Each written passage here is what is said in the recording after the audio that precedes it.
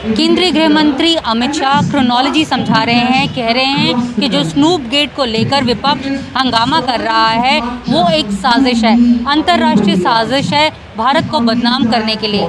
लेकिन पत्रकार लोग जो हैं वो इस बात से सहमत नहीं हैं।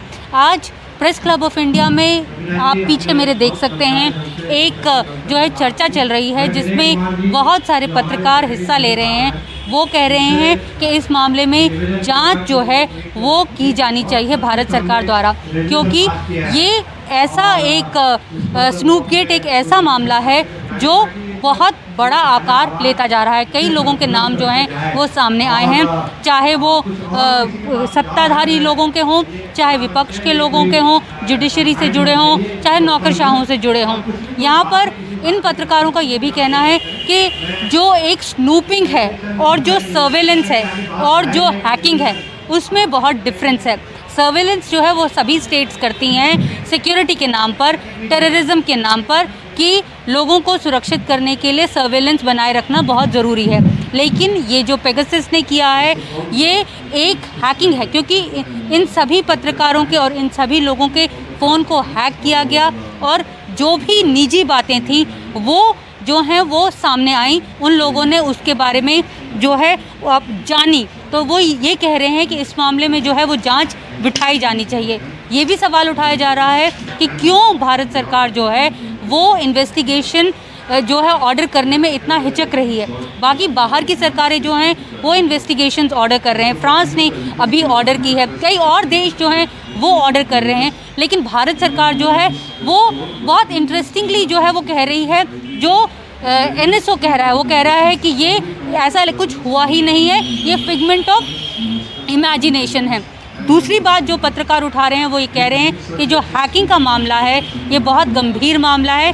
इस मामले में ना सिर्फ जांच होनी चाहिए बल्कि उन्हें कई जो लॉयर्स हैं उन्होंने ये तक सलाह दी है कि इस मामले में केस भी रजिस्टर किया जा सकता है, क्रिमिनल केस रजिस्टर किया जा सकता है, क्योंकि ये ब्रीच ऑफ प्रिवेसी है। लोगों की निजी बातें, लोगों के निजी फ़ोटोज़ जो हैं वो हैक की गई हैं और उसके बारे में जानकारी हासिल की गई है। दूसरी तरफ सरकार अब बार बार ये बोल रही है कि उसने ऐसा नहीं किया। तो ये पत्रकार लोग तीसरी ये बात जानना चाहते हैं, क्योंकि ये पेगासस बार बार बोलता है कि हम सिर्फ गवर्नमेंट एजेंसीज से डील करते हैं या सरकारों से डील करते हैं। तो अगर सरकारों से डील करते हैं या उनकी एजेंसी से डील करते हैं तो वो कौन सी एजेंसी हैं? क्योंकि अभी तक भारत सरकार की तरफ से ये ऐसा कोई बयान नहीं आया है कि उन्होंने इस तरह का जो सॉफ्टवेयर है वो ख़रीदा है। अगर ये भी साफ कर दिया जाए कि ख़रीदा है या नहीं ख़रीदा है, पेगासस से उनके लिंक्स हैं या नहीं के लिंक्स हैं, इसके ऊपर भी ये पत्रकार लोग जो हैं सवाल उठा रहे हैं। और एक बहुत दिलचस्प बात जो उन्होंने कही, उनका ये कहना है कि वो टैक्स पेयर हैं, ऑनेस्ट टैक्स पेयर्स हैं, उनका पैसा जो है वो एक इतना एक्सपेंसिव सॉफ्टवेयर खरीदने में और फिर उन्हीं के खिलाफ इस्तेमाल करने के लिए सरकार ऐसा क्यों कर रही है। तो बहुत सारे ऐसे सवाल हैं जो ये पत्रकार लोग जो हैं यहाँ पे उठा रहे हैं। साथ में ये भी कह रहे हैं कि अगर सेंटर ने नहीं किया है तो क्या स्टेट गवर्नमेंट्स ने इस तरह का किया है, क्योंकि इनमें से कई ऐसे लोग हैं जिन्होंने कई ऐसे लेख लिखे हैं जो स्टेट गवर्नमेंट्स के खिलाफ गए हैं। तो क्या स्टेट गवर्नमेंट्स ने अगर ऐसा किया है तो वो सामने बात जो है क्यों नहीं लेकर आ रही हैं। ये एक साइबर अटैक है, इन लोगों का ये कहना है।